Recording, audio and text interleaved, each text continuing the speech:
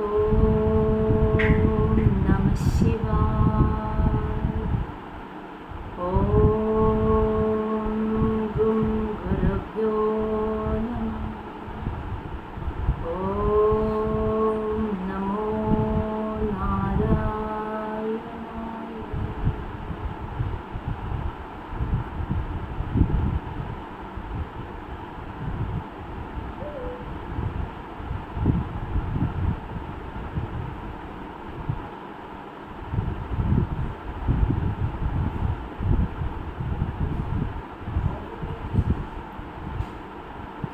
എല്ലാവർക്കും നമസ്കാരം. ശ്രീമദ് ഭാഗവതം ചതുർത്ഥ സ്കന്ധം 30-ാമത്തെ അധ്യായത്തിൽ നമ്മൾ ഇന്ന് അവസാന ഭാഗമാണ് നോക്കുന്നത്. പ്രചേതസ്സുകൾ ഭഗവാൻ വരം എന്താണ് വേണ്ടത് എന്ന് ചോദിച്ചതുകൊണ്ട് മാത്രം ഒരു വരത്തെ ആവശ്യപ്പെടുന്നത് ഇതാണ്.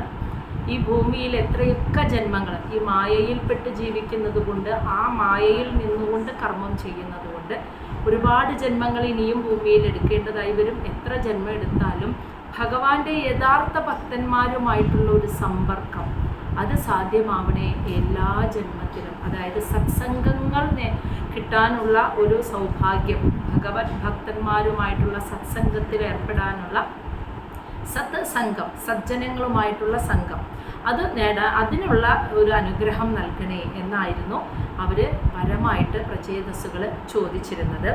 ഇനി അങ്ങനെ പ്രത്യേകമായിട്ട് ഈ സത്സംഗങ്ങൾ അല്ലെങ്കിൽ ഭഗവത് ഭക്തന്മാരുമായിട്ടുള്ള ഒരു സമ്പർക്കം വേണം എന്ന് പറയാനുള്ള കാരണം അതാണ് ഇനി പറയുന്നത്. മറ്റൊരാഗ്രഹം, ഭൂമിയിലാണ് ജീവിക്കുന്നത് പ്രചേതസ്സുകൾ, അപ്പോൾ രാജ്യഭരണം നന്നായി നടത്തണമെന്നോ നല്ല കുടുംബജീവിതം നയിക്കാൻ പറ്റണമെന്നോ അങ്ങനെ എന്തെങ്കിലും ഭൗതിക വിഷയങ്ങളെക്കുറിച്ചുള്ള ആഗ്രഹങ്ങൾ അവർക്ക് ചോദിക്കാമായിരുന്നു. അതൊന്നും ചോദിക്കാതെ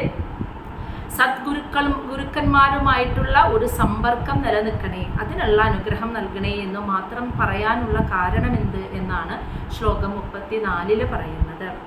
തുലയാമ ലവേന അഭി ന സ്വർഗം ന അപുനഃ ഭവം അപുനർഭവം ഭഗവത് സംഗി സംഘസ്യ മർത്യാനാം കിം ഉദ ആശിഷഃ. ഇവിടെ പറയുന്നത് ഭഗവത് സംഗി സംഘസ്യ, ഭഗവാന്റെ യഥാർത്ഥ ഭക്തന്മാരുമായിട്ടുള്ള സമ്പർക്കം, അങ്ങനെയുള്ള സമ്പർക്കം അത് ലവേന അഭി, വളരെ കുറച്ച് നേരത്തേക്ക്, ഒരു നിമിഷ നേരത്തേക്കേ ഉള്ളൂ എങ്കിൽ പോലും അത് തുലയാമ ന എന്ന് വെച്ചാൽ തുലനം ചെയ്യാൻ സാധിക്കില്ല എന്ന്. അതിനെ സ്വർഗം, സ്വർഗീയ സുഖങ്ങൾ, അത് ഈ ഒരു സമ്പർക്കം സത്സംഗത്തിനോട് ഒരിക്കലും തുലനം ചെയ്യാൻ സാധിക്കില്ല എന്ന്. അതുപോലെ ആ പുനഃഭവം എന്ന് വെച്ചാൽ മുക്തി, പുനർജന്മമില്ലാത്ത അവസ്ഥ, മുക്തിക്ക് പോലും ഈ ഒരു സുഖത്തെ നൽകാൻ കഴിയില്ല എന്നാണ് പറയുന്നത്. അപ്പോൾ സ്വർഗീയ സുഖങ്ങൾക്കോ ഇനി സാക്ഷാൽ മുക്തി തന്നെ നേടിയാലോ ഭഗവത് ഭക്തന്മാരുമായുള്ള സംഘം ചേർന്ന് സത്സംഗത്തിൽ ഇരിക്കുന്നതിൻ്റെ ഒരു സുഖമുണ്ടല്ലോ, അത് ഈ രണ്ടവസ്ഥയ്ക്കും തരാൻ സാധിക്കില്ല. അതുകൊണ്ടാണ് സത്സംഗത്തിൻ്റെ, ഭഗവത് ഭക്തന്മാരുമായുള്ള സമ്പർക്കത്തിനെ അതൊരു നിമിഷ നേരെ കിട്ടുന്നുള്ളൂ എങ്കിൽ പോലും അതിനോട് തുലനം ചെയ്യാൻ മറ്റൊന്നിനും സാധ്യമല്ല. അപ്പോൾ പിന്നെ മർത്യാന, സാധാരണ മനുഷ്യൻ ഈ ഭൂമിയിൽ ജീവിക്കുമ്പോൾ ഉണ്ടാകുന്ന ആശിഷ, ആഗ്രഹങ്ങൾക്ക് കിം ഉദഹ, പിന്നെ എന്ത് സ്ഥാനം? ഈ ഭൂമിയിൽ ജീവിക്കുമ്പോൾ ഉണ്ടാകുന്ന മനുഷ്യരുടെ ഉള്ളിലുണ്ടാകുന്ന ആഗ്രഹങ്ങളൊക്കെ ഉണ്ടാവുമല്ലോ, പല പല ആഗ്രഹങ്ങൾ ഉണ്ടാവുമല്ലോ എല്ലാവർക്കും. ഈ ആഗ്രഹങ്ങൾക്ക് ഒരു സ്ഥാനവും ഇല്ല. കാരണം സ്വർഗീയ ജീവിതമോ അതിൻ്റെ അപ്പുറത്ത് ഇനി മുക്തി തന്നെ തരാമെന്ന് പറഞ്ഞാലും സത്സംഗം അനുഭവിക്കുന്നതിനെ, സത്സംഗം നൽകുന്ന സുഖം, ആ സുഖം ഇവയ്ക്കൊന്നും തന്നെ നൽകാൻ കഴിയില്ല. അതുകൊണ്ടാണ് ഞങ്ങൾ എത്ര ജന്മം എടുത്താലും ഭഗവത് ഭക്തന്മാരുമായി സമ്പർക്കത്തിലിരിക്കാനും സത്സംഗത്തിൽ ഏർപ്പെടാനുമുള്ള ഭാഗ്യം ഞങ്ങൾക്ക് നൽകണേ എന്ന് വരം ചോദിക്കാൻ കാരണം. ഇനി എന്തുകൊണ്ടാണ് ഈ സത്സംഗത്തിന് ഇത്രയ്ക്കും പ്രാധാന്യം വരാൻ കാരണമെന്ന് പറയുന്നതാണ് അടുത്ത ശ്ലോകങ്ങൾ കേട്ടോ. ശ്ലോകം 35. യത്ര ഈഢ്യന്തേ കഥാ മൃഷ്ട തൃഷ്ണായ പ്രശമഃ യതഃ നിർവൈരം യത്ര ഭൂതേഷു ന ഉദ്യോഗ യത്ര കശ്ചനഃ. യത്ര, എവിടെയാണോ കഥാമൃഷ്ട, അതായത് ഭഗവാന്റെ ആ ഗുണകഥകൾ, ഭഗവാന്റെ പരിശുദ്ധമായ ആ കഥകളെ ഈഢ്യന്തെ പറയപ്പെടുന്നത്, അത് കേൾക്കുന്ന ജനങ്ങൾക്ക് യഥാ, അങ്ങനെ കേൾക്കുമ്പോൾ അവർക്ക് തൃഷ്ണായ, നമ്മളിപ്പോൾ സംസാരിച്ചത് തന്നെ, അവരുടെ മനസ്സിനകത്തെ തൃഷ്ണ, ആഗ്രഹങ്ങൾ പ്രശമഹ, കുറേയൊക്കെ ശമിക്കുന്നു എന്ന്. അപ്പോൾ ഭഗവാന്റെ ഭക്തന്മാരിൽ നിന്നുമുള്ള സത്സംഗം എവിടെയാണോ ആ സജ്ജന കൂട്ടായ്മ വെച്ച് ഭഗവത് കഥകളെ ഇങ്ങനെ പറയുന്നതും അത് കേൾക്കുന്നതും അത് നിത്യവും കേൾക്കുന്നവരുടെ മനസ്സിൽ ആഗ്രഹങ്ങൾക്ക് ഒരു ശമനം വരുന്നു. അതുമാത്രമല്ല, എത്ര ഈ സത്സംഗങ്ങൾ കേൾക്കുമ്പോൾ ഇവിടെ ഭൂതേഷു, അതായത് മറ്റു ജീവജാലങ്ങൾ, അതായത് മറ്റു ചരാചരങ്ങളോട് നിർവൈരം, ഒരു വൈരാഗ്യമില്ലാത്ത, ഒരു ശത്രുതയില്ലാത്ത ഒരവസ്ഥ നമുക്ക് എല്ലാവർക്കും വന്നു ചേരുന്നു. അങ്ങനെ ന ഉദ്യോഗ എത്ര കശ്ചനഹ, അതായത് അതുമാത്രമല്ല, എത്ര എവിടെയാണെങ്കിലും കശ്ചനഹ ഒരിക്കൽ പോലും ന ഉദ്യോഗ, നാളെ എന്ത് എന്നൊരു ആകുലത, ഉത്കണ്ഠ, ഭയം അത് അവർക്കുണ്ടാവില്ല. അപ്പോൾ സത്സംഗം കേൾക്കുന്നവർക്കുണ്ടാകുന്ന കാര്യങ്ങളാണ് പറയുന്നത്. നിത്യവും എവിടെയാണോ ഭഗവാന്റെ ഗുണകഥകൾ ഇങ്ങനെ പറഞ്ഞുകൊണ്ടുള്ള സത്സംഗങ്ങൾ നടക്കുന്നത്, അത് കേൾക്കുമ്പോൾ അത് കേൾക്കുന്നവരുടെ ഉള്ളിൽ ആഗ്രഹങ്ങൾ കുറേയൊക്കെ ശമിക്കുന്നു. മറ്റു ജീവസത്തകളോട്, മനുഷ്യരോടാണെങ്കിലും മറ്റു ചരാചരങ്ങളോടും ഒരു ശത്രുതയില്ലാത്ത മനസ്ഥിതി അവർക്ക് വരുന്നു. അതുമാത്രമല്ല, നാളെ ഇനി എന്ത് എന്നതിനെക്കുറിച്ച് ആലോചിച്ചുള്ള ഒരു ആകുലത അവരിൽ കുറയുന്നു. സത്യമാണോ? നാളെ എന്ത് എന്ന് ആലോചിച്ചുള്ള ഒരു ആകുലതയുണ്ടല്ലോ, അത് കുറഞ്ഞു കുറഞ്ഞു വരുന്നു. സത്യമാണോ? അതെ, ആ നാളെക്കുറിച്ചുള്ള ആകുലത, നാളെ എനിക്ക് പ്രകൃതി എന്താണോ എന്നിലേക്ക് വരുന്നത് അത് പ്രകൃതിയുടെ ഇച്ഛയാണ്, അതിനെ ഞാൻ സന്തോഷത്തോടു കൂടി സ്വീകരിക്കുന്നു. അങ്ങനെ നമ്മുടെ ഇഷ്ടങ്ങളെ മാറ്റിവെച്ച് ഈശ്വരേച്ഛയ്ക്കനുസരിച്ച് ജീവിക്കാൻ മനസ്സിനെ പാകപ്പെടുത്തി കൊണ്ടുവരാം. അതിനൊരു കഴിവ് അത് സത്സംഗത്തിലൂടെ സാധ്യമാവുന്നു. അപ്പോൾ അങ്ങനെ വന്നവർക്ക് നാളെയെക്കുറിച്ച് ഓർത്തിട്ടുള്ള ടെൻഷനില്ല, ആകുലതയില്ല. നാളെ എന്തെന്ന് പ്രകൃതി തീരുമാനിച്ചിട്ടുണ്ട്. ആ പ്രകൃതി എന്താണോ എനിക്ക് തരുന്നത്, എന്നിലേക്ക് ഒഴുക്കുന്നത്, അതിനെ ഞാൻ സന്തോഷത്തോടെ സ്വീകരിക്കുന്നു. അതാണ് നമ്മൾ, ആ സങ്കല്പത്തെയാണ് പൂർണ്ണാർപ്പണം എന്ന് നമ്മൾ പറയുന്നത്. അപ്പോൾ അങ്ങനെ ഇരിക്കും ജീവിക്കുന്നവർക്ക് നാളെയെക്കുറിച്ചുള്ള ആകുലതയും ഇല്ല. അപ്പോൾ സത്സംഗങ്ങൾ നിത്യമായി കേൾക്കുന്നവർക്ക് വരുന്ന മാഹാത്മ്യത്തെക്കുറിച്ചാണ് പറയുന്നത്. പിന്നെ അത് മാത്രമല്ല, യത്ര നാരായണഃ സാക്ഷാത് ഭഗവാൻ ന്യാസിനാം ഗതി സംസ്തൂയതേ സത്കഥാസു മുക്തസംഗൈഹി പുനഃ പുനഃ. മുക്തസംഗൈഹി, ഭഗവാനിൽ മനസ്സ് ചേർത്തു വെച്ചിട്ടുള്ള ആ യഥാർത്ഥ സദ്ഗുരുക്കന്മാരിലൂടെ പുനഃ പുനഃ, വീണ്ടും വീണ്ടും, സത്കഥാസു, ഭഗവാന്റെ സത്കഥകളെ ഇങ്ങനെ കേൾക്കുന്നതിലൂടെ, യത്ര നാരായണ സാക്ഷാത് ഭഗവാൻ, ആ സാക്ഷാത് ഭഗവാൻ നാരായണൻ ശ്രീഹരിയെ ഈ സത്സംഗത്തിലൂടെ ന്യാസിനാം ഗതി, സന്യാസിമാർ എത്തിച്ചേരാൻ ആഗ്രഹിക്കുന്ന ആത്യന്തിക ലക്ഷ്യമായ ആ ഭഗവാനെ സംസ്തൂയതേ, നമുക്ക് നിത്യവും ഇങ്ങനെ സ്മരിക്കാൻ സാധിക്കുന്നു. എല്ലാ ദിവസവും സത്സംഗം ഉണ്ടാകുമ്പോൾ എല്ലാ ദിവസവും ആ ഒരു കുറച്ച് നേരമെങ്കിലും നമ്മൾ ഭഗവാനെ സ്മരിക്കുന്നു, അല്ലേ? അപ്പോൾ ആ മുക്തി, ഭഗവാനിൽ മനസ്സ് ചേർത്ത് വെച്ചിട്ടുള്ള സദ്ഗുരുക്കന്മാരിലൂടെ നിത്യവും വീണ്ടും വീണ്ടും എല്ലാ ദിവസവും ഭഗവാന്റെ സത്കഥകൾ, മാഹാത്മ്യം നിറഞ്ഞ സത്കഥകൾ ഇങ്ങനെ കേൾക്കുന്നതിലൂടെ നമുക്ക് ആ സന്യാസിമാർ എത്തിച്ചേരാൻ ആഗ്രഹിക്കുന്ന ആത്യന്തിക ലക്ഷ്യമായിട്ടുള്ള ആ സാക്ഷാൽ ഭഗവാൻ ശ്രീഹരിയെ നിത്യവും ഇങ്ങനെ സ്മരിക്കാനും സ്തുതിക്കാനും സാധിക്കുന്നു എന്നതും സത്സംഗത്തിൻ്റെ ഒരു പ്രാധാന്യമാണ്. ഇനി അടുത്തത് ശ്ലോകം 37. തേഷാം വിചരതാം പദ്ഭ്യാം തീർത്ഥാനാം പാവനീച്ഛയാ ഭീതസ്യ കിം ന രോചേത താവകാനാം സമാഗമഃ. തേഷാം, തേഷാം എന്ന് വെച്ചാൽ അവർ, ആരാണ് അവർ? തീർത്ഥാനാം പാവനേച്ഛയാ, പുണ്യസ്ഥലങ്ങളിൽ പാദം പതിപ്പിച്ചുകൊണ്ട് ആ സ്ഥലങ്ങളെ ശുദ്ധീകരിക്കാനായിട്ട്, പുണ്യസ്ഥലങ്ങളെ പാവനേച്ഛയ എന്ന് വെച്ചാൽ പരിശുദ്ധമാക്കാൻ ഇച്ഛയ ആഗ്രഹിക്കുന്ന, പദ്ഭ്യാം എന്ന് വെച്ചാൽ ഇങ്ങനെയുള്ള സദ്ഗുരുക്കന്മാരുടെ പാദങ്ങൾ വെച്ച് പുണ്യസ്ഥലങ്ങളിലേക്കൊക്കെ അവർ പോയിട്ട് വിചരതാം സഞ്ചരിക്കുമ്പോൾ, അങ്ങനെ സഞ്ചരിക്കുന്ന അവരുടെ താവകാനാം സമാഗമ, അതായത് അങ്ങനെയുള്ള യഥാർത്ഥ ഭക്തന്മാരുമായിട്ടുള്ള സമാഗമം, സമ്പർക്കത്തിലിരിക്കുന്നതിലൂടെ ഭീതസ്യ, മനസ്സിൽ ഒരുപാട് ആകുലതയും ടെൻഷനും ഭയവും കൊണ്ട് നടക്കുന്നവർക്ക് കിംന രോചേത, കുറച്ചെങ്കിലും സന്തോഷം കിട്ടാതിരിക്കുമോന്ന്. അപ്പോൾ അത് കിട്ടും എന്ന് തന്നെയാണ് അവിടെ പറയുന്നത്. അതായത് പുണ്യസ്ഥലങ്ങളെ പാവനമാക്കാൻ ആഗ്രഹിക്കുന്ന, സ്വന്തം പാദം കൊണ്ട് കാൽനടയായി പുണ്യസ്ഥലങ്ങളിൽ എത്തി അവിടെയൊക്കെ സഞ്ചരിക്കുന്ന ആ യഥാർത്ഥ ഭക്തന്മാരുമായിട്ടുള്ള സമാഗമം സാധ്യമായാൽ ഭയവും ടെൻഷനും കുറേ ആകുലതയൊക്കെ ആയിട്ട് ജീവിക്കുന്ന സാധാരണ മനുഷ്യന് കുറച്ചെങ്കിലും ഇതൊക്കെ ശമിച്ച് ഒരു സന്തോഷത്തെ അനുഭവിക്കാൻ, കുറച്ചു നേരമെങ്കിലും ആ സന്തോഷത്തെ അനുഭവിക്കാൻ സാധിക്കുന്നു എന്നുള്ളതും സത്സംഗത്തിൻ്റെ ഒരു പ്രത്യേകതയാണ്.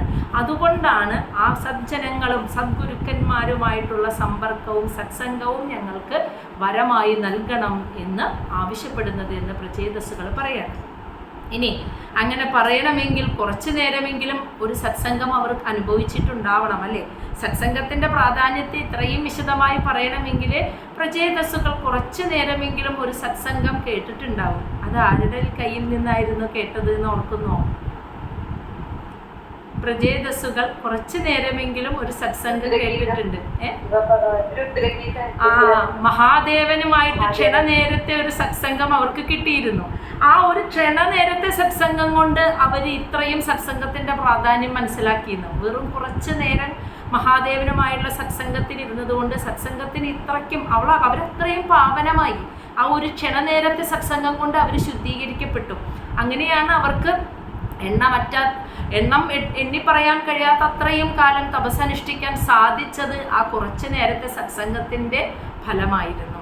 അപ്പോൾ അത് അനുഭവിച്ചതുകൊണ്ടാണ് സത്സംഗത്തിൻ്റെ പ്രാധാന്യത്തെ ഇത്രയും എടുത്തു പറയാൻ സാധിച്ചത്. അതാണ് അവർ 38ാമത്തെ ശ്ലോകത്തിൽ പറയുന്നത്. വയം തു സാക്ഷാത് ഭഗവാൻ ഭവസ്യ പ്രിയസ്യ സഖ്യു ക്ഷണസംഗമേന സുദുശ്ചികിത്സ്യസ്യ ഭവസ്യ മൃത്യോഹോ വിഷക്തമം തു അധ്യഗതി ഗതാഹ സ്മ. വയം തു ഞങ്ങൾക്ക് സാക്ഷാത് ഭഗവാൻ എന്ന് വെച്ചാൽ ഇവിടെ മഹാവിഷ്ണുവിനെ വിളിക്കുകയാണ്. അല്ലയോ ഭഗവാനെ, ഞങ്ങൾക്ക് സാക്ഷാൽ ഭവസ്യ, സാക്ഷാൽ ശ്രീ മഹാദേവൻ, പ്രിയസ്യ സഖ്യു അങ്ങയുടെ പ്രിയപ്പെട്ട സുഹൃത്തായിട്ടുള്ള മഹാദേവനെ ക്ഷണസംഗമേന ഒരു നിമിഷ നേരത്തേക്ക് മഹാദേവനുമായിട്ടൊരു സത്സംഗത്തെ ഞങ്ങൾക്ക് കിട്ടി. അപ്പോൾ സുതു ചികിത്സസ്യ സുഖപ്പെടാൻ ഏറ്റവും വിഷമമുള്ള 2 അസുഖമാണ് ജനനവും മരണവും. എന്ന് വെച്ചാൽ പുനർജന്മം, അല്ലേ? അത് ആ പുനർജന്മമാകുന്ന ജനിക്കാൻ മരിക്കുക എന്ന് പറയുന്ന കാലചക്രമാകുന്ന രോഗത്തിൽ നിന്ന് പുറത്തു വരാൻ വളരെ എളുപ്പമല്ല. അതാണ് സുഖപ്പെടാൻ വളരെ വിഷമമുള്ള ഭവസ്യ എന്ന് വെച്ചാൽ ജനനം, മൃത്യോഹോ എന്ന് വെച്ചാൽ മരണം, എന്ന് വെച്ചാൽ പുനർജന്മം. ആ കെട്ടിൽ നിന്നും വിഷക്തമം ഏറ്റവും പുറത്തു വരാൻ സഹായിക്കുന്ന ഏറ്റവും നല്ല ചികിത്സകനായിരിക്കുന്നത് ആരാ? മഹാവിഷ്ണുവാണ്. അങ്ങനെയുള്ള അങ്ങയെ ഇന്നിപ്പോൾ ഗതിം ഗതാസ്മ ഞങ്ങൾക്ക് ആ ആത്യന്തികമായ ലക്ഷ്യമാകുന്ന അങ്ങയെ നേടാൻ സാധിച്ചില്ലേ? അത് ക്ഷണനേരത്തെ അങ്ങയുടെ പ്രിയ സുഹൃത്തായ മഹാദേവനുമായിട്ടുള്ള ഒരു ക്ഷണനേരത്തെ സത്സംഗം കൊണ്ടാണ്. വളരെ സുഖപ്പെടാൻ അത്യധികം ബുദ്ധിമുട്ടുള്ള രോഗമാണ് ഈ കാലചക്രത്തിൽ അകപ്പെടുക എന്ന് പറയുന്നത്, ജനിച്ച് മരിച്ചിരിക്കുക എന്നുള്ളത്. ആ രോഗത്തെ ചികിത്സിക്കുന്ന ഏറ്റവും നല്ല ചികിത്സകനായിട്ടുള്ള അങ്ങയെ, ഞങ്ങളുടെ ആത്യന്തിക ലക്ഷ്യമായ അങ്ങയെ ഞങ്ങൾക്കിപ്പോൾ ഇവിടെ കാണാൻ സാധിച്ചത് അന്ന് ആ വർഷങ്ങൾക്ക് മുൻപ്, ഈ തപസ്സിന് മുൻപ് ഞങ്ങൾക്ക് കിട്ടിയ ഒരു ക്ഷണനേരത്തെ സത്സംഗം കൊണ്ടാണ്, മഹാദേവനുമായിട്ടുള്ളത്. അതുകൊണ്ടാണ് സത്സംഗത്തിൻ്റെ പ്രാധാന്യം ഞങ്ങൾക്ക് ഇപ്പോൾ നന്നായി അറിയാൻ സാധിക്കുന്നത്. അതുകൊണ്ടാണ് ഞങ്ങൾ ഇനി എത്ര ജന്മം ഈ ഭൂമിയിൽ എടുക്കേണ്ടി വന്നാലും അങ്ങയെ ശരിയായ രീതിയിൽ അറിയുന്ന സദ്ഗുരുക്കന്മാരുമായിട്ട് സമ്പർക്കത്തിലിരിക്കാനും സത്സംഗത്തിൽ ഏർപ്പെടാനും സാധിക്കുന്ന ജന്മം നൽകണേ എന്ന് പ്രാർത്ഥിക്കുന്നത്. ഇനി ശ്ലോകം 39-40. യദ്ന സ്വധീതം ഗുരവഃ പ്രസാദിതാ വിപ്രാഹ ച വൃദ്ധാശ്ച സദ് അനുവൃത്യ ആര്യാനതാഹ സുഹൃദഃ ഭ്രാതരശ്ച സർവാണി ഭൂതാനി അനസൂയയാ ഏവ. അതാണ് 39ാമത്തെ ശ്ലോകം. ഇനി 40. യദ്ന സുതപ്തം തപ ഏതാദ് ഈശ നിരന്തസാം കാലം അഭദ്രം അപ്സു സർവം തത് ഏതം പുരുഷസ്യ ഭൂമ്ന വൃണീമഹേ തേ പരിതോഷനായ. അവസാനമായിട്ട് അവർ ഭഗവാനോട് പറയുകയാണ് ഒരാഗ്രഹം. പ്രചേതസ്സുകൾ ഭഗവാനോട് പറയുന്നത് ഞങ്ങൾക്ക് ഈ ഒരു ആഗ്രഹം മാത്രമേ ഉള്ളൂ എന്ന്. എന്താണ് ആഗ്രഹം എന്നൊന്ന് കേട്ട് നോക്കൂട്ടാ, ഒരു പാഠമാണ് എല്ലാവർക്കും. യദ്ന എന്താണോ നഹ ഞങ്ങൾക്ക് സ്വതീതം എന്ന് വെച്ചാൽ ഞങ്ങൾ വേദങ്ങളിൽ നിന്നും പഠിച്ചെടുത്ത ആ തത്വം എന്താണോ അതും ഗുരവഹ ഞങ്ങളുടെ ഗുരുക്കന്മാർ വിപ്രാശ്ച ബ്രാഹ്മണന്മാർ വൃദ്ധാഹ ച വൃദ്ധന്മാരായ കുടുംബത്തിലെ വൃദ്ധന്മാരും എല്ലാ വൃദ്ധന്മാർ ബ്രാഹ്മണന്മാർ ഞങ്ങളുടെ ഗുരുക്കന്മാർ പിന്നെ ഞങ്ങൾ പഠിച്ചെടുത്ത വേദതത്വങ്ങൾ ഇതിനെയെല്ലാം സത് അനുവൃത്യ ഞങ്ങൾ അവരെ വേണ്ട രീതിയിൽ വളരെ ശാന്തഭാവത്തോടു കൂടി പിന്തുടർന്ന് ഞങ്ങളുടെ ഗുരുക്കന്മാരെ അതുപോലെ ഞങ്ങളുടെ വൃദ്ധന്മാരെ കുടുംബത്തിലെ വൃദ്ധന്മാരെ അതുപോലെ ബ്രാഹ്മണന്മാരെയൊക്കെ വേണ്ട വിധം ശാന്തഭാവത്തിൽ പിന്തുടർന്ന് സേവിച്ചതിനാൽ അവരെല്ലാം ഞങ്ങളിൽ പ്രസാദിച്ചു. മനസ്സിലായ? അങ്ങനെ പ്രസാദിച്ചു.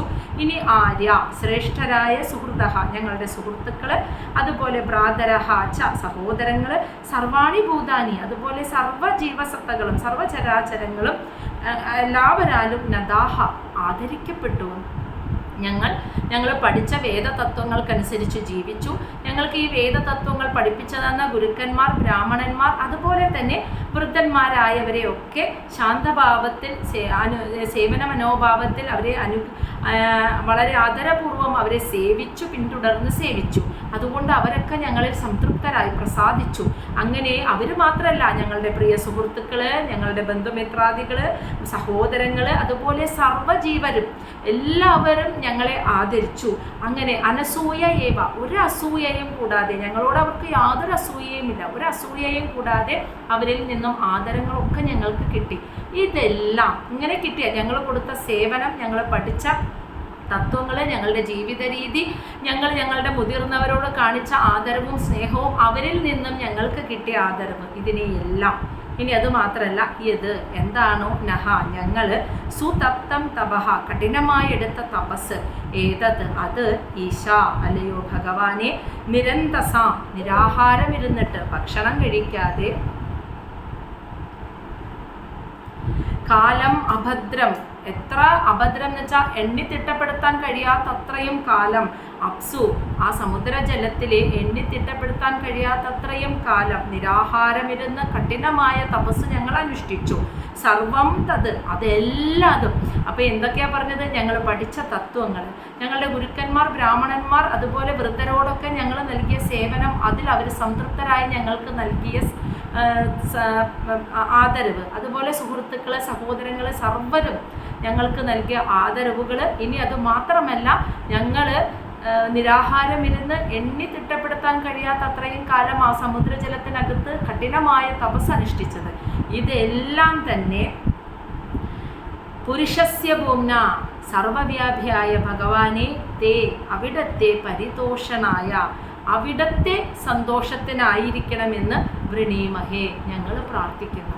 ഇതുവരെ ഞങ്ങൾ ചെയ്ത സകല കർമ്മം, ഞങ്ങൾ ചെറുപ്പകാലത്ത് പഠിച്ചെടുത്ത വേദതത്വങ്ങൾ, ഞങ്ങളുടെ ബന്ധുമിത്രാദികൾ ഗുരുക്കന്മാർ ബ്രാഹ്മണന്മാർ വൃദ്ധന്മാർ അവരോടൊക്കെ ഞങ്ങൾ നൽകിയ സേവനം, അവരതിലൊക്കെ സംതൃപ്തരായി ഞങ്ങൾക്ക് നൽകുന്ന സേവനം, ഞങ്ങൾക്ക് നൽകുന്ന ആദരവ്, ഇനി സുഹൃത്തുക്കൾ സഹോദരങ്ങൾ ബന്ധുമിത്രാദികൾ ജീവന്മാരോട് ഞങ്ങൾ നൽകിയ സ്നേഹവും സേവനവും തിരിച്ച് അവർ ഞങ്ങൾക്ക് നൽകിയ ആദരവ്, ഇതുവരെ കിട്ടിക്കൊണ്ടിരുന്നതെല്ലാം ഇനി ഞങ്ങൾക്ക് സൃഷ്ടികർമ്മം നടത്താൻ പിതാവ് ആവശ്യപ്പെട്ടപ്പോൾ അതിന് ഈശ്വരേച്ഛ എന്തെന്നറിയാനായി ഞങ്ങൾ തപസ് ചെയ്യാൻ വന്ന് എണ്ണി തിട്ടപ്പെടുത്താൻ കഴിയാത്തത്രയും കാലം ഈ സമുദ്രജലത്തിനകത്ത് നിരാഹാരമിരുന്ന് ഞങ്ങൾ കഠിന തപസ് അനുഷ്ഠിച്ചു. ഇനി ആ കർമ്മവും എല്ലാം ഞങ്ങൾ ഭഗവാനിൽ പൂർണ്ണമായി സർവവ്യാപിയായ ഭഗവാനിൽ പൂർണ്ണമായി സമർപ്പിക്കുന്നു.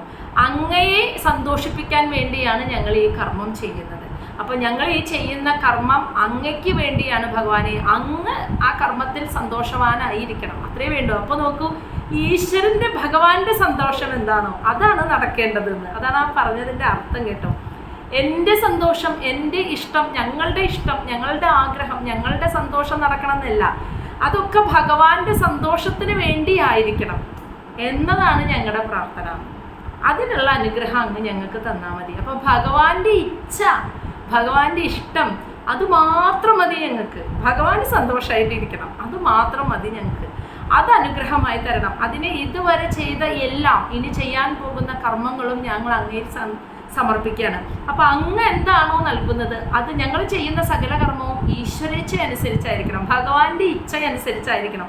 അത് ചിലപ്പോൾ ദോഷം വരുന്ന, ഞങ്ങൾക്ക് ബുദ്ധിമുട്ടുണ്ടാക്കുന്ന, ഞങ്ങൾക്ക് ഇഷ്ടപ്പെടാത്ത, ഞങ്ങൾക്ക് ഒരുപാട് കഷ്ടതകൾ വരുത്തുന്ന, ഞങ്ങളെ ദേഷ്യം വരുത്തുന്ന, ഞങ്ങളെ സങ്കടപ്പെടുത്തുന്ന കർമ്മങ്ങളായിരിക്കാം. കുഴപ്പമില്ല. ഈശ്വരന് ഭഗവാന് സന്തോഷാവോ, ഭഗവാൻ സംതൃപ്തനാവോ? എന്നാൽ അത് അങ്ങനെയുള്ള കർമ്മങ്ങൾ ഞങ്ങൾക്ക് നൽകണം. ഞങ്ങളുടെ സകല കർമ്മങ്ങളും അങ്ങേക്ക് വേണ്ടിയാണ്, അങ്ങയെ സന്തോഷിപ്പിക്കാൻ വേണ്ടിയാണ് ഞങ്ങൾ ചെയ്യുന്നത്. ആ ഒരു വരം മാത്രം ഞങ്ങൾക്ക് തന്നാൽ മതി. ഇതാണ് പ്രചേതസ്സുകൾ ഭഗവാനോട് പ്രാർത്ഥിക്കുന്നത്. അപ്പോൾ കണ്ടു, ഈശ്വരേച്ഛ എന്താണോ അത് നടന്നാൽ മതിയെന്ന്, എൻ്റെ ആഗ്രഹമൊന്നും വേണ്ടാന്ന്, ഞങ്ങളുടെ സകലത്തിലും അങ്ങ് സംതൃപ്തനായാൽ മതി, അത്രയേ വേണ്ടൂ എന്നാണ് അവർ പ്രാർത്ഥിച്ചത്. ഇനി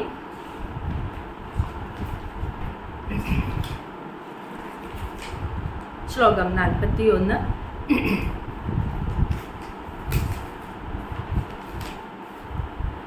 മനു സ്വയംഭൂ ഭഗവാൻ ഭവശ്ച യേ അന്യതപോ ജ്ഞാനവിശുദ്ധ സത്വ അദൃഷ്ടപാരാ അപി യത് മഹിംനഃ സ്തുവന്തി അധോ ത്വാ ആത്മസമം ഗൃണീമഃ. സ്വയംഭുവ മനു, സ്വയംഭൂ എന്ന് വെച്ചാൽ ബ്രഹ്മദേവൻ, ഭഗവാൻ ഭവശ്ച ഭഗവാൻ മഹാദേവൻ. ഇനി അന്യേ,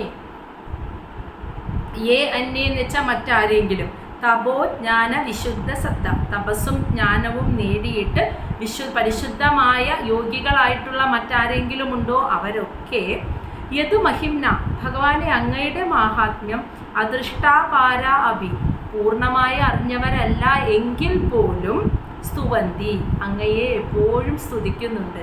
അധോ, അതുകൊണ്ട് ത്വാ, അങ്ങയെ ആത്മസമം, ഞങ്ങളുടെ കഴിവിനനുസരിച്ച് ഗൃണീമ, ഞങ്ങളിതാ സ്തുതിക്കുന്നു. അപ്പോൾ തൊട്ടു മുന്നേ ഭഗവാനെ പ്രചേതസ്സുകൾ സ്തുതിച്ചത് നമ്മൾ കേട്ടിരുന്നു.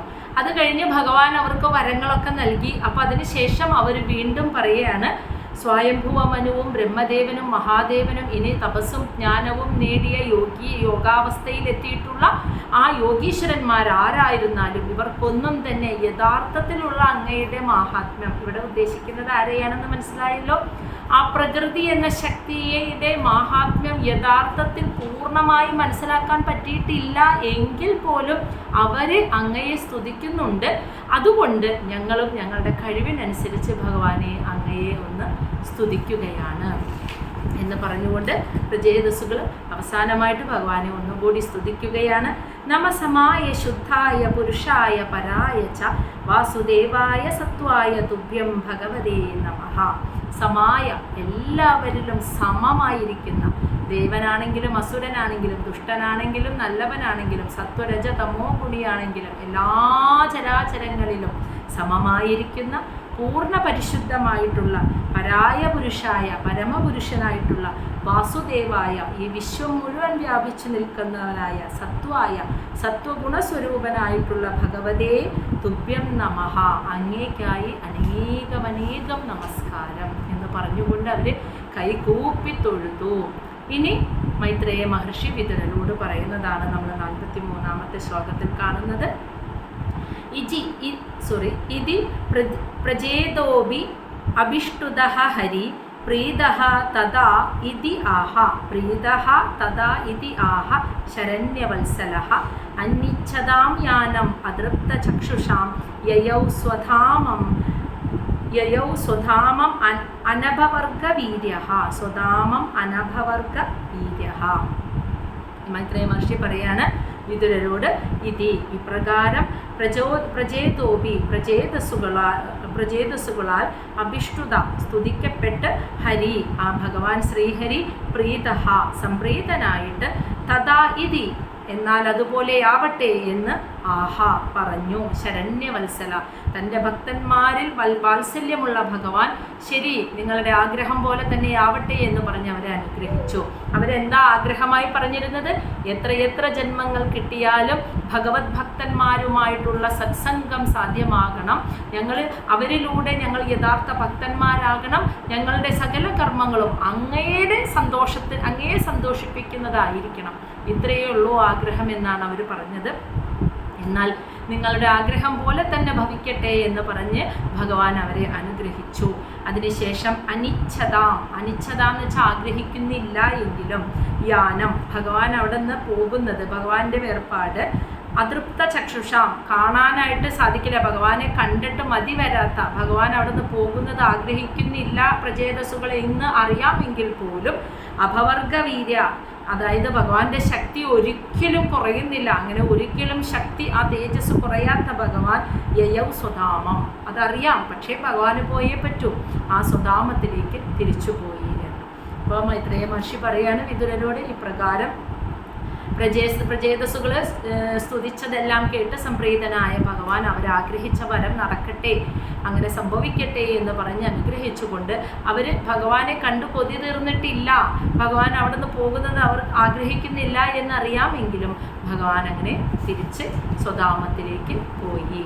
അതിനുശേഷം പ്രചേതസ്സുകൾ തിരിച്ച് ഇനി ആ തപസ് അവസാനിപ്പിച്ച് എഴുന്നേറ്റ് വരികയാണ്. അധ നിര്യായ സലീലാത് പ്രചേതസ ഉദന്വദഃ വീക്ഷ്യ അകുപ്യൻ ധൂമ്രൈഹി ചന്നാം ഘാം ഘാം രോദും ഇവ ഉച്ഛ്രിതൈഹി. അധ അനന്തരം പ്രചേതസ്സുകൾ സലീലാത്ത് ഉദന്വത, ആ സമുദ്രത്തിലെ സലീലാത്ത് ജലാശയത്തിൽ നിന്നും നിര്യായ പുറത്തേക്ക് വന്നു. അങ്ങനെ വന്നപ്പോൾ അവർ കാണുന്നത് വീക്ഷ്യ കണ്ടു, അകൂപ്യൻ അവർക്ക് കോപം വന്നു എന്ന്, ധൂമ്രൈ ചന്ന മരങ്ങളാൽ മൂടപ്പെട്ടിരിക്കുന്ന ഘാം ഭൂമിയെയാണ് അവർ കണ്ടത്, ഘാം രോധും സ്വർഗലോകത്തിലേക്കുള്ള പ്രവേശന വഴിക്ക് തടസ്സം നിൽക്കുന്നത് പോലെ, ഇവ എന്നുവെച്ചാൽ പോലെ, ഉച്ഛ്രിതൈഹി അത്രയ്ക്കും ഉയരത്തിൽ പടർന്ന് പന്തലിച്ച് നിൽക്കുകയാണ് വൃക്ഷങ്ങൾ എന്ന്. അതായത് അവരുടെ പിതാവായിട്ടുള്ള പ്രാചീന ബർഹിസ് ഭരണമൊക്കെ അവസാനിപ്പിച്ച് മക്കൾ വരികയാണെങ്കിൽ ഭരണം ഏൽപ്പിക്കണമെന്ന് ആജ്ഞ കൊടുത്തിട്ട് പോയല്ലോ. എന്നിട്ട് തപസ് ചെയ്യാൻ പോയോടുകൂടി ഭരണം ശരിയായ രീതിയിൽ നടത്താൻ ആളില്ലാതെ വന്നു, ഭൂമിയെ സംരക്ഷിക്കാൻ ആളില്ലാതെ വന്നു. അപ്പോൾ വൃക്ഷങ്ങളൊക്കെ വനങ്ങളിൽ വളരുന്നത് പോലെ ഭൂമിയിലെ നഗരങ്ങളിലും എല്ലായിടത്തും വൃക്ഷങ്ങൾ ഇങ്ങനെ കാട് പിടിച്ച പോലെ, കാരണം മനുഷ്യരതിനെ വെട്ടിത്തെളിച്ച് കൃത്യമായിട്ട് പരിചരിക്കുമ്പോഴാണ് അത് മനുഷ്യർക്കൊരു ബുദ്ധിമുട്ടില്ല, മറ്റു ജീവികൾക്കൊരു ബുദ്ധിമുട്ടില്ലാത്ത രീതിയിൽ അത് നിലനിന്ന് പോകുന്നത്. പക്ഷേ ഇവിടെ ഇതിനായിട്ടൊരാളില്ലാതെ വന്നപ്പോൾ ഈ വൃക്ഷങ്ങളൊക്കെ കാട് പിടിച്ച പോലെ അങ്ങ് വളർന്ന് ആകാശം, അതാണ് സ്വർഗലോകത്തിലേക്കുള്ള വഴിക്ക് പ്രതിബന്ധം തടസ്സം സൃഷ്ടിക്കുന്നത് പോലെ ഭൂമി മുഴുവൻ ഇങ്ങനെ മൂടപ്പെട്ട്, ആകാശം കാണാനില്ല, മൂടപ്പെട്ട് നിൽക്കുന്നത് പോലെ വൃക്ഷങ്ങൾ ഇങ്ങനെ കാട് പിടിച്ച പോലെ ഉയരത്തിൽ വളർന്നു നിൽക്കുന്ന കാഴ്ചയാണ് പ്രചേതസ്സുകൾ കണ്ടത്. അത് കണ്ടപ്പോൾ അവർക്ക് ദേഷ്യം വന്നു. കണ്ടോ, അപ്പോൾ അവരുടെ ആ ദേഷ്യത്തിനും ഒരു കാരണമുണ്ട്. നേരത്തെ അവരുടെ പ്രാർത്ഥന അതായിരുന്നു, ഞങ്ങളിൽ എന്ത് സംഭവിക്കുന്നതും ഭഗവാന്റെ ഇച്ഛയ്ക്കനുസരിക്കണം, ഭഗവാനെ പ്രസന്നനാക്കാനായിരിക്കണം, അതിലൊക്കെ ഭഗവാൻ സന്തോഷിക്കണം, അത്രയേ ഉള്ളൂ ആഗ്രഹം എന്ന് പറഞ്ഞല്ലോ. അപ്പോൾ അവരവരുടെ എല്ലാ മനോവികാരങ്ങൾ, അപ്പം മനസ്സിൽ വരുന്ന ദേഷ്യം, സങ്കടം, സന്തോഷം, എല്ലാ ചിന്തകളും, അതുപോലെ ശരീരം, മനസ്സ്, ബുദ്ധി, എല്ലാ ചലനങ്ങളും ഭഗവാന് സമർപ്പിച്ചു. അപ്പോൾ എന്ത് വന്നാലും അത് ഭഗവത് നിശ്ചയമായിട്ടാണ് അവർ കാണുന്നത്. അപ്പോൾ ഈ തപസ് കഴിഞ്ഞ് കയറി വന്നപ്പോൾ ഈ കാഴ്ച കണ്ടപ്പോൾ അവർക്ക് ദേഷ്യം വന്നു. ദേഷ്യം വന്നപ്പോൾ എന്ത് സംഭവിച്ചു? 45 തതഃ അഗ്നി മാരുതൗ രാജൻ അമുഞ്ചൻ മുഖതഃ രുഷാ മഹീം നിർവിരൂഢം കർത്തും സംവർത്തക ഇവ അത്യയേ. തതഃ അനന്തരം അഗ്നിമാരുതൗ തീയും കാറ്റും രാജൻ. അപ്പോൾ ഇവിടെ മൈത്രേയ മഹർഷി വിളിക്കുക, അല്ലയോ വിതുരരെ, അനന്തരം അഗ്നിയും കാറ്റും അമുഞ്ചൻ പുറത്തേക്ക് വന്നു, മുഖതഃ അവരുടെ മുഖത്ത് നിന്നും, വായിൽ നിന്നും, രുഷ വളരെ കോപത്തോടെ, മഹീം നിർവിരുദ്ധം കർത്തും ഭൂമിയെ വൃക്ഷങ്ങളില്ലാത്തത് ആക്കി തീർക്കാൻ, വൃക്ഷങ്ങളില്ലാത്ത പോലെ ആക്കി തീർക്കാൻ വേണ്ടിയിട്ട്, സംവർത്തക ഇവ അത്യയ എന്ന് വെച്ചാൽ, അത്യയെ എന്ന് വെച്ചാൽ സംഹാരകാലത്ത് സംഹാരാഗ്നി എങ്ങനെയാണ് മുഴുവൻ സർവചരാചരങ്ങളെയും വിഴുങ്ങിക്കളയുന്നത്, അതാണ് സംഹാരാഗ്നി ഇവ എന്ന് പറയുന്നത്. സംഹാരകാലത്ത് ആ സംഹാരത്തിനായി വരുന്ന അഗ്നി എല്ലാത്തിനെയും വിഴുങ്ങിക്കളയുന്നത് പോലെ ഈ ഭൂമിയിലെ സകല വൃക്ഷങ്ങളെയും ഇല്ലാതാക്കാൻ വേണ്ടിയിട്ട് ഈ പ്രചേതസ്സുകൾക്ക് കോപം വന്നപ്പോൾ അവരുടെ വായിൽ നിന്നും തീയും അഗ്നിയും തീക്കാറ്റും അങ്ങനെ പുറത്തേക്ക് വന്നു. ഭസ്മസാത് ക്രിയമാണാൻ താൻ ധ്രുമാൻ വീക്ഷ്യ പിതാമഹഃ ആഗതഃ ശമയൻ ആസാ പുത്രാൻ ബർഹിഷ്മദഃ നയൈഹി. ഭസ്മസാത് ക്രിയമാണാൻ ചാമ്പലായി തീർന്നു എന്ന്, താൻ ധ്രുമാൻ അവിടെ ആ ഭൂമിയിലെ വൃക്ഷങ്ങളൊക്കെ ഇങ്ങനെ ചാമ്പലായി തീർന്നുകൊണ്ടിരിക്കുകയാണ്. ഇത് വീക്ഷ്യ കണ്ടിട്ട് പിതാമഹഃ ആഗത സാക്ഷാൽ ശ്രീ ബ്രഹ്മദേവൻ അവിടേക്ക് വന്നു. എന്നിട്ട് പുത്രാൻ ബർഹിഷ്മതഃ, പ്രാചീന ബർഹിസിൻ്റെ പുത്രന്മാരെ നയൈഹി, അതായത് നയത്തിൽ ശമയം സമാധാനിപ്പിച്ചു. അതായത് ദേഷ്യം കുറയ്ക്കൂ. ഇങ്ങനെ വൃക്ഷങ്ങളെ മുഴുവൻ അങ്ങോട്ട് ഇല്ലാതാക്കാൻ പറ്റുമോ? പിന്നെ എങ്ങനെയാണ് ജീവിക്കുക? അപ്പോൾ ദേഷ്യം കുറയ്ക്കാൻ പറഞ്ഞ് അവരെ നിയന്ത്രിക്കാനായിട്ട് ആ കാഴ്ച കണ്ടിട്ട് ബ്രഹ്മാവ് അവിടെ എത്തി അവരെ നയത്തിൽ അങ്ങനെ സമാധാനിപ്പിച്ചു. തത്ര അവശിഷ്ടായേ വൃക്ഷ ഭീത ദുഹിതരം തഥാ ഉജഹ്രുഹു തേ പ്രചേതോഭ്യ ഭവ ഉപദിഷ്ടാഹ സ്വയംഭുവഃ. അങ്ങനെ അവരെ സമാധാനിപ്പിച്ച് നിർത്തി. തത്ര, അവിടെ, ആ സമയത്ത് അവശിഷ്ടഃ ഏ വൃക്ഷ, ഏതൊക്കെ വൃക്ഷങ്ങളാണോ അവശേഷിച്ചത്. അപ്പോൾ അവരുടെ സമാധാനിച്ചപ്പോൾ അവരുടെ ആ വായിൽ നിന്നും തീയും അഗ്നിയും ചുടുകാറ്റും വരുന്നത് നിന്നു. അങ്ങനെ സമാധാനമായപ്പോൾ അവിടെ ബാക്കി വന്ന വൃക്ഷങ്ങളുണ്ടല്ലോ, അവരെ ഭീത തഥാ, ആ സമയത്ത് ഇങ്ങനെ ഭയപ്പെട്ട് നിൽക്കുകയാണ് ബാക്കി വന്ന വൃക്ഷങ്ങൾ. ആ സമയം ഉപദിഷ്ട സ്വയംഭുവായിട്ടുള്ള ബ്രഹ്മദേവൻ വൃക്ഷങ്ങൾക്ക് എന്ന് വെച്ചാൽ വൃക്ഷങ്ങളുടെ നേതാവായിട്ടുള്ള ദേവൻ, വൃക്ഷങ്ങളുടെ ദേവനോട് ഉപദേശിച്ചപ്പോൾ അവർ ദുഹിതരം, അവരുടെ മകളെ പ്രജേദേഭ്യ, ആ പ്രജേതസ്സുകൾക്ക് ഉജഹ്റോ, വിവാഹം ചെയ്തു കൊടുക്കാൻ തീരുമാനിച്ചു എന്ന്. അപ്പോൾ ഭഗവാന്റെ അനുഗ്രഹം അറിയാലോ, വൃക്ഷങ്ങളുടെ പുത്രിയെ വിവാഹം കഴിക്കണം, അവളിൽ നിങ്ങൾക്ക് വിഖ്യാതനായൊരു പുത്രൻ ജനിക്കുമെന്നാണ് ഭഗവാൻ അനുഗ്രഹിച്ചിരുന്നത്. അതിവിടെ നടക്കണം, അത് നടക്കാനുള്ള സംഭവമായിരുന്നു. അല്ലെങ്കിൽ നമ്മൾ വിചാരിക്കും തപസ് ചെയ്ത് കയറി വന്നിട്ട് ഇത്ര പെട്ടെന്ന് ഇവർക്ക് എന്താ ദേഷ്യം വരുന്നത് എന്ന്. അവരുടെ എല്ലാ മനോവികാരങ്ങളും ഇനി ഈശ്വരേച്ഛ അനുസരിച്ച് നടക്കേണ്ട സമയത്ത് നടക്കാൻ വേണ്ടിയുള്ളതായിരുന്നു.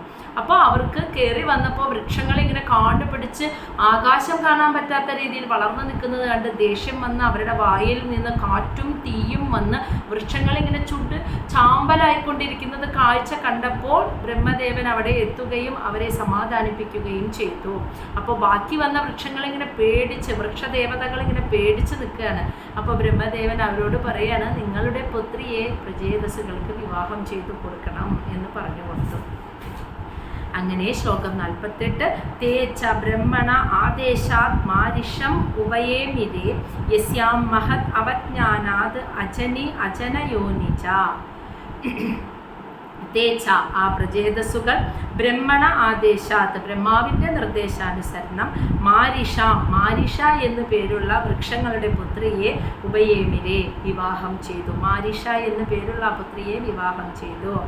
ഇനി യസ്യ, അവരിലെ മഹത് അവിജ്ഞാനാത്, മഹാദേവനെ അപമാനിച്ച ആളെ ഓർമ്മയുണ്ടല്ലോ അല്ലേ? സതിയുടെ പിതാവായിരുന്ന ദക്ഷനില്ലേ, ആളെയാണ് ഇവിടെ പറയുന്നത്. മഹത് അവജ്ഞാനാത്, മഹാദേവനെ അപമാനിച്ച് സ്വന്തം ജീവൻ നഷ്ടപ്പെട്ട അജനയോനിച്ച, ബ്രഹ്മദേവന്റെ മുൻജന്മത്തിൽ ബ്രഹ്മാവിൻ്റെ പുത്രനായിരുന്ന ആ ദക്ഷൻ അജനി അവരുടെ പുത്രനായി ജനിച്ചു. പ്രചേതസ്സുകളുടെയും മാരിഷയുടെയും പുത്രനായിട്ട് ജനിച്ചത് ദക്ഷനായിരുന്നു. മുൻജന്മത്തിൽ ബ്രഹ്മാവിൻ്റെ പുത്രനായി ജനിച്ച് ഒരു പ്രജാപതിമാരുടെ പ്രജാപതിയായി ഇരുന്ന് മഹാദേവൻ സതീദേവിയെ വിവാഹം കഴിച്ചതിലുള്ള ദേഷ്യത്തിന് ഭഗവാനെ അപമാനിച്ച് ഇതിൽ സതീദേവി ജീവൻ അവസാനിപ്പിക്കുകയും മഹാദേവന് ദേഷ്യം വന്ന് ഭഗവാൻ ദക്ഷനെ ശിക്ഷിച്ച ആടിൻ്റെ തലയാക്കി കൊടുത്തല്ലോ. അതിനുശേഷം ദക്ഷൻ്റെ ജീവിതകാലം കഴിഞ്ഞ് മരണശേഷം പിന്നീട് ദക്ഷൻ പുനർജനിച്ചത് ഈ പ്രജേതസ്സുകളുടെയും മാരിഷയുടെയും വിഖ്യാത പുത്രനായിട്ടാണ് പുനർജനിച്ചത്. ഈ ജന്മത്തിലും ഈ ഇദ്ദേഹത്തിൻ്റെ പേര് ദക്ഷൻ എന്ന് തന്നെയായിരുന്നു. അപ്പോൾ ആദ്യത്തെ ദക്ഷൻ ബ്രഹ്മാവിൻ്റെ പുത്രനായി ജനിച്ച ദക്ഷൻ, രണ്ടാമത്തെ ദക്ഷൻ പ്രജേതസ്സുകളുടെയും മാരിഷയുടെയും പുത്രനായ ദക്ഷൻ. അങ്ങനെ ദക്ഷൻ അവരുടെ പുത്രനായിട്ട് ജനിച്ചു. ശ്ലോകം 49. ചാക്ഷുഷേതു അന്തരേ പ്രാപ്തേ പ്രാക്സർഗേ കാലവിദ്രുതേ യഹ സസർജ പ്രജാ ഇഷ്ടാഹ സ ദക്ഷഃ ദൈവചോദിതഃ. ചാക്ഷുഷേ മന്വന്തരേ, ചാക്ഷുഷമന്വന്തരത്തിൽ, പ്രാപ്തേ എന്നുവെച്ചാൽ വന്നു, പ്രാക് സർഗേ കാലവിദ്രുതേ, കാലത്തിൻ്റെ നിശ്ചയപ്രകാരം, പ്രാക് സർഗേ മുമ്പത്തെ മന്വന്തരത്തിൻ്റെ എല്ലാ സൃഷ്ടികളും നശിച്ചു കഴിഞ്ഞപ്പോൾ പിന്നത്തെ മന്വന്തരമായിട്ട് ചാക്ഷുഷ മന്വന്തരം പ്രാപ്തിയായി വന്നു. അപ്പോൾ ചാക്ഷുഷ മന്വന്തരത്തിൻ്റെ മുന്നത്തെ മന്വന്തരത്തിൽ ആ 72 ചതുർയുഗങ്ങൾ അവസാനിക്കുന്ന സമയം കാലനിശ്ചയപ്രകാരം എല്ലാം പ്രളയത്തിൽ നശിച്ചുകൊണ്ടിരിക്കവേ ആ മന്വന്തരത്തിലെ എല്ലാ സൃഷ്ടികളും നശിച്ചുകൊണ്ടിരുന്ന് അതിൻ്റെ അവസാനത്തിൽ പുതിയ മന്വന്തരം ഉണ്ടായത് ചാക്ഷുഷ മന്വന്തരമാണ്. ആ മന്വന്തരത്തിൽ യഹ ആരാണോ സസർജ പ്രജാ ഇഷ്ട, അതായത് സസർജ എന്ന് വെച്ചാൽ സൃഷ്ടിച്ചു, പ്രജകളെ, ഇഷ്ട എന്ന് വെച്ചാൽ ഭഗവാന്റെ ഇച്ഛയ്ക്കനുസരിച്ച് പ്രജകളെ സൃഷ്ടിച്ചത്. സഹ ദക്ഷ ആ ദക്ഷൻ ദൈവചോദിത ദൈവത്തിൻ്റെ ഭഗവാനാൽ നിശ്ചയിക്കപ്പെട്ടിട്ട് ഭഗവാനാൽ പ്രചോദിക്കപ്പെട്ടിട്ട് ഭഗവാന്റെ ഇച്ഛയ്ക്കനുസരിച്ച് സൃഷ്ടികർമ്മം നടത്തിയ ആ ദക്ഷനാണ് ഇവരുടെ പുത്രനായി ജനിച്ചത്. അപ്പോൾ ചാക്ഷുഷ മന്വന്തരത്തിൻ്റെ മന്വന്തരാധിപനായിട്ടുള്ള മനുവായി തീർന്ന് ഭഗവാന്റെ ഇച്ഛയ്ക്കനുസരിച്ച് പ്രജാസൃഷ്ടികർമ്മം നടത്തിയ ആ ദക്ഷനാണ് പ്രജേതസുകളുടെയും മാരിഷയുടെയും പുത്രനായിട്ട് ജനിച്ച ഈ ദക്ഷൻ. ഇനി യഹ ജായമാനഃ സർവേഷാം തേജഃ തേജസ്സിനാം രുചാ സ്വയ ഉപാദത്ത ദക്ഷ്യാത് കർമ്മണാം ദക്ഷം അബ്രുവൻ തം പ്രജാസർഗരക്ഷായാം അനാദിഃ അഭിഷിച്യ യുയുജേ അന്യാംശ്ച സ വൈ സർവപ്രജാപതി. യഹ ആ ഒരു ദക്ഷൻ ജായമാനഃ ജനിച്ച ശേഷം സർവേഷാം എല്ലാവരിൽ നിന്നും തേജസ്സികളായ എല്ലാവരുടെയും തേജസ്സിനെ സ്വീകരിച്ച് ഉജ്ജ്വല തേജസ്സിയായി മാറി. സ്വയാ ഉപദത്ത എന്ന് വെച്ചാൽ സ്വയം സ്വീകരിച്ചിട്ട് ആ ദക്ഷൻ ജനിച്ച ശേഷം തേജസ്സികളായ എല്ലാവരുടെ തേജസ്സിനെയും സ്വയം ഉപാദത്ത എന്ന് വെച്ചാൽ സ്വയം സ്വീകരിച്ചിട്ട് സ്വയം തേജസ്സിയായി മാറി. എന്നിട്ട് ദാക്ഷ്യാത് കർമ്മങ്ങളിൽ വിദഗ്ധനായി മാറിയെന്ന്. വിദഗ്ധൻ എന്ന് വെച്ചാൽ ചെയ്യാവുന്ന കർമ്മം ഭംഗിയായി ചെയ്യാനല്ല, കർമ്മങ്ങൾ ഭഗവതർപ്പണമായിട്ട് ചെയ്യാൻ കഴിവുള്ള കർമ്മകുശലത. നമ്മൾ കർമ്മയോഗം പഠിച്ചില്ലേ, ആ കർമ്മകുശലത അറിയാവുന്ന ആളായി മാറിയത് കൊണ്ട് അതാണ് ദക്ഷ്യാത് കർമ്മണാം, കർമ്മകുശലത അറിയുന്ന കർമ്മത്തിൽ വിദഗ്ധനായതുകൊണ്ട് ദക്ഷം അബ്രുവൻ, ദക്ഷൻ എന്ന പേര് വന്നു ചേർന്നു. അപ്പോൾ ഈ പ്രജേതസ്സുകളുടെ പുത്രന് ദക്ഷൻ എന്ന പേര് വരാൻ കാരണം ജനിച്ചപ്പോൾ തന്നെ എല്ലാ തേജസ്സികളുടെ തേജസ്സിനെയും സ്വയം കവർന്നെടുത്ത് തേജസ്സിയായവനാണ്. ആ പുത്രൻ കർമ്മം ചെയ്യുന്നത് മുഴുവൻ ഭഗവതർപ്പണമായിട്ടാണ് ചെയ്യുന്നത്. മുൻജന്മത്തിൽ അതിൻ്റെ പാഠം പഠിച്ചു. അങ്ങനെ അഹങ്കാരം ശമിച്ച് ഭഗവതർപ്പണമായി കർമ്മം ചെയ്യുന്ന കർമ്മകുശലത അറിയുന്നവനായതുകൊണ്ടാണ് അവന് ദക്ഷൻ എന്ന പേര് വന്നു ചേർന്നത്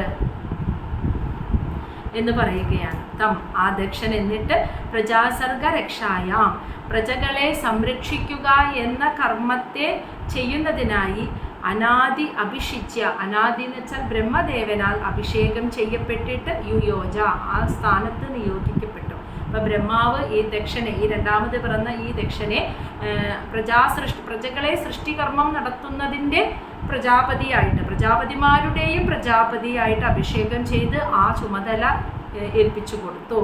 അങ്ങനെ ഈ ദക്ഷൻ പ്രജാപതിയും മറ്റുള്ള അന്യാംശാന്ന് വെച്ചാൽ മറ്റുള്ള മറ്റു പ്രജാപതിമാർക്കും കൂടി യുയുജെ എന്ന് വെച്ചാൽ അവരുടെ കർമ്മങ്ങൾ വീതിച്ചു കൊടുത്ത് അവരെ ഏൽപ്പിച്ചു കൊടുത്തു എന്ന്.